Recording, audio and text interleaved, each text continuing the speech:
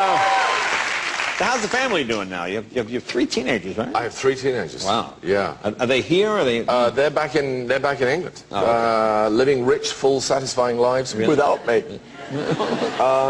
Yeah, no, my oldest son is 18, and right. he's been in bands, and he's in plays, and he's sports teams and all sorts of things. Now your wife is over there. How often do you see each other? Well, we go a lot of air miles. We do a lot of traveling. They came over for a month in the summer, and then my wife's coming this week, and then I'll go back for Thanksgiving, which we don't obviously celebrate in England. Right. It's a sad time for us. Sad time? Yeah.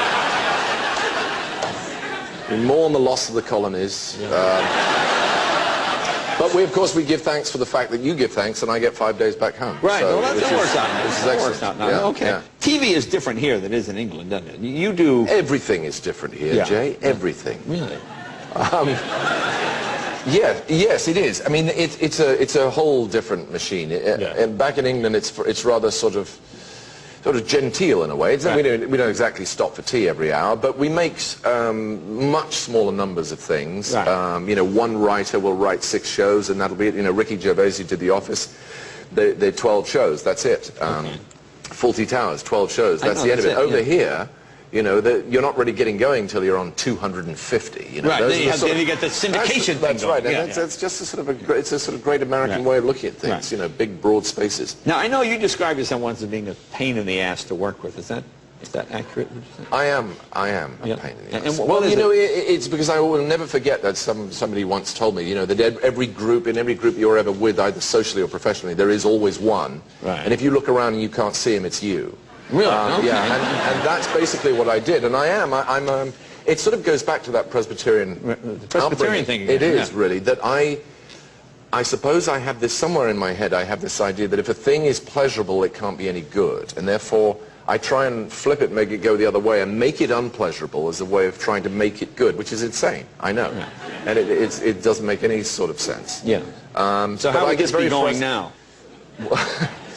Right now? Yeah. How would this be going now? Like, if you think this is going awful, that means it's actually quite good. You see, we're through the looking glass here, aren't we? This is an Alice in Wonderland thing. No, it's a TV show. Everything's back to front. Yeah.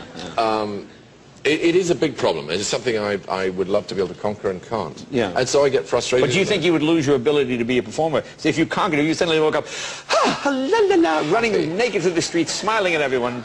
Do you think that would be it? Your career would be over? If I did that, it would be over. No, but you know what I mean? Do you think if I suddenly became happy and well-adjusted, I'm screwed, I would lose whatever thing? I suppose there's something in that. Yes, there's a sort of discontent is what motivates people to do things, I suppose. For example, do you watch your own show? I don't watch the show, no. Never seen it?